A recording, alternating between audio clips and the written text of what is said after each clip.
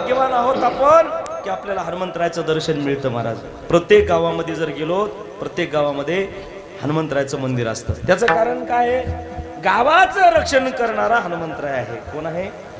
बुद्धिवान सुद्धा हनुमंतराय आहे. बुद्धिमताम वरिष्ठम.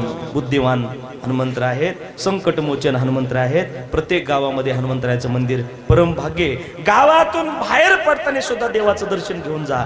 नाही तुम्हाला उतरून दर्शन घ्यायला टाइम नाही ना, कमीत कमी गाडीवर जाताना तरी असं करा, असं तरी करा बाहेर जाताना.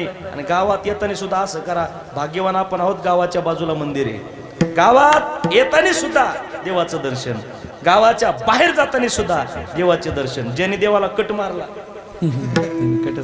देवाने त्यालाही कट आणला बरं का.